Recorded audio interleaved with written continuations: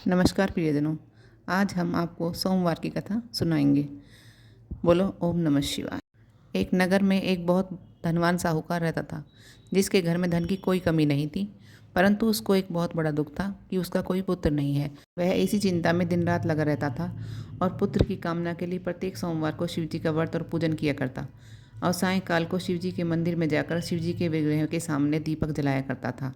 उसके उस भक्ति भाव को देखकर एक समय श्री पार्वती जी ने शिव जी महाराज से कहा, महाराज यह साहूकार आपको अनन्य भक्त है और सदैव आपका व्रत और पूजन बड़ी श्रद्धा से करता है।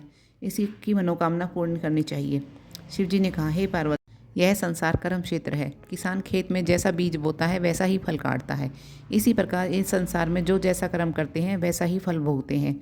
पार्वती जी ने अत्यंत आग्रह से कहा, महाराज, जब यह आपका अनन्य भक्त है और यदि इसको किसी प्रकार का दुख है तो आपको उसका दुख अवश्य दूर करना चाहिए, क्योंकि आप सदैव अपने भक्तों पर दयालु होते हैं और उनके दुखों को दूर करते हैं।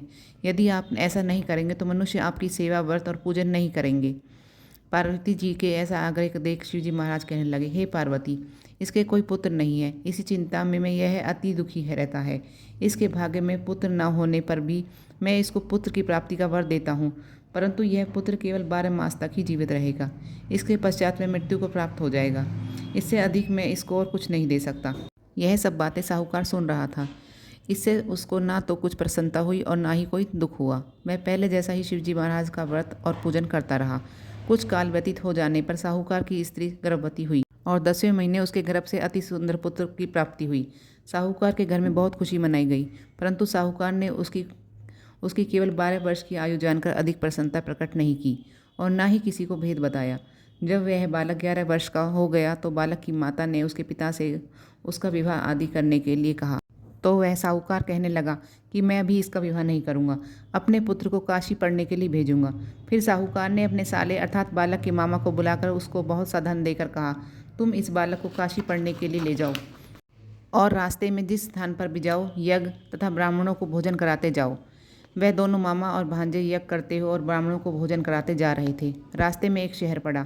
उस शहर में राजा की कन्या का विवाह था और दूसरे राजा का लड़का जो विवाह कराने के लिए बारात लेकर आया था वह एक आंख से काना था। उसके पिता को इस बात की बड़ी चिंता थी कि कहीं वर को देखकर कन्या के माता पिता विवाह के में किसी प्रकार की अड़चन पैदा ना कर दें। इस कारण जब उसने अति सुंदर सेठ के लड़के को देखा तो मन में विचार किया कि क्यों ना दरवाजे के समय इस लड़के से काम चला लिया जाए। ऐसा विचार कर वर के पिता ने उस लड़के और मामा से बात कही तो वे राजी हो गए। फिर उस लड़के को वर के कपड़े पहनाकर घोड़ी पर चढ़ाकर कन्या के दरवाजे पर ले गए। सब कार्य प्रसन्नता से पूर्ण हो गया। फिर वह वर के पिता ने सोचा कि यदि विवाह कार्य भी इसी लड़के से करा लिया जाए तो क्या बुराई है। ऐसा विचार कर लड़के और उसके मामा से कहा, यदि आप फेरों और कन्यादान के काम को भी करा दे तो आपकी बड़ी कृपा होगी। इसके बदले में मैं आपको बहुत कुछ धन दूंगा। उन्होंने स्वीकार कर लिया। विवाह कार्य भी अच्छी तरह संपन्न हो गया।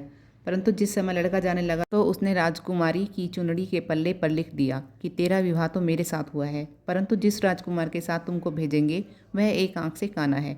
मैं काशी जी पढ़ने के लिए जा रहा हूँ। लड़के के जाने के पश्चात उस राजकुमारी ने जब उस अपनी चुनरी के पल्ले पर लिखा हुआ देखा तो राजकुमार के साथ जाने से मना कर दिया और कहा कि यह मेरा पति नहीं है। मेरा विवाह जिसके साथ हुआ है वह काशी पढ़ने के लिए गया है।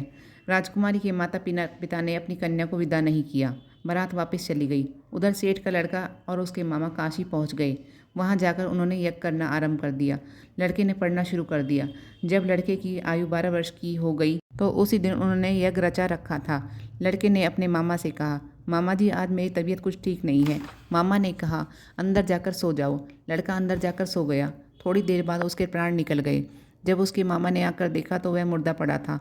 उसको बड़ा दुख हुआ और उसने मन में विचार किया, यदि मैं भी रोना पीटना मचा दूंगा तो यज्ञ का कार्य अधूरा रह जाएगा। अतः उसने जल्दी से यज्ञ का कार्य समाप्त कर ब्राह्मणों के जाने के पश्चात रोना पीटना आरंभ कर दिया। संयोगवश उसी समय शिव पार्वती जी उधर से जा रहे थे। जब उन्होंने जोर जोर से रोने की आवाज़ सुनी तो पार्वती जी के कहने लगी, महाराज, कोई दुखिया रो रहा है, इसके कष्ट को दूर कीजिए।